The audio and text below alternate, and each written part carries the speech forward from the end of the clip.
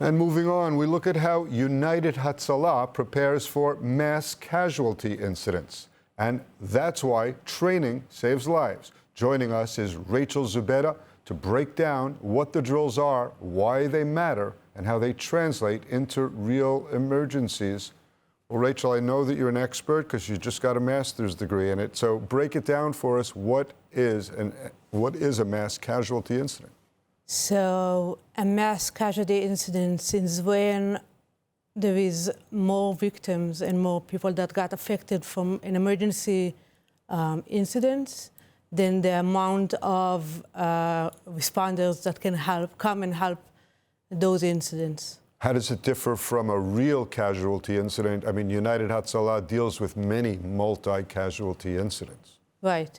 So there's all the time, every second, every minute, there's something that's going on in Israel. Mass casualty incidents, it's when you have a big amount of victims, can be dozens, can be more. We saw in the past few years in Israel the amount of real MCIs that happen, unfortunately. So what happens is the second that it started, an MCI, a real MCI, we send dozens and dozens of emergency vehicles and emergency responders. I imagine you must coordinate also with the IDF and with everyone, with the police, and with everyone. the IDF. So these exercises that you do are coordinated with everyone together. Right. Well, that must be quite the operation. It is, it is. So to make it happen, we work it takes us around 2 months of preparedness for an MCI drill, from preparing and understanding what kind of accident or what kind of a scenario we want. We learn from every real MCI. If you think what happened in the last year, so it was the war of the 12 days with Iran. There was a lot of real MCIs, real collapsed buildings. Yeah.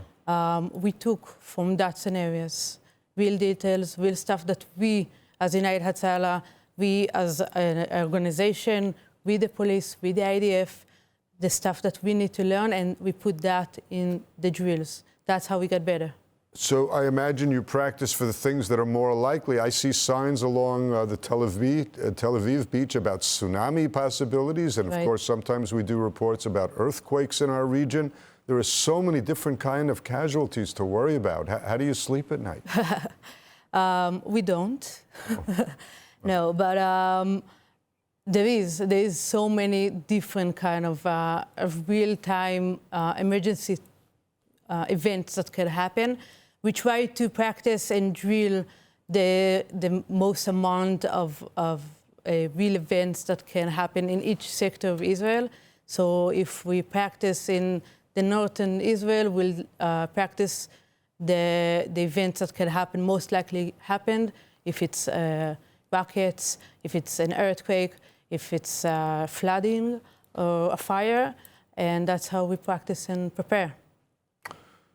Since 2023, since the October 7th massacre, I imagine many people have joined your efforts and are taking part in some of these exercises. Yeah, thousands. Thousands? Thousands. If you think about since October 7 and now, we have over 8,000 volunteers, and we grow each year between 1,000 and 2,000. And they all get 2,000. this kind of training, this special training for mass casualty incidents as well? Each volunteer gets, in the end of his training, to become a medic or paramedic, depends of his specialty, gets mass casualty training, and for after they finish their practice. And also we do huge ones, which could be a sector of Israel, the north of Israel, I don't know, 500 volunteers, a huge mass casualty event. Well, let me just say that I cannot think of an organization that has done more amazing, holy work in this country since October 7th than United Hatzalah. Rachel, thank you so much for being with us today at ILTV. Thank you for having me.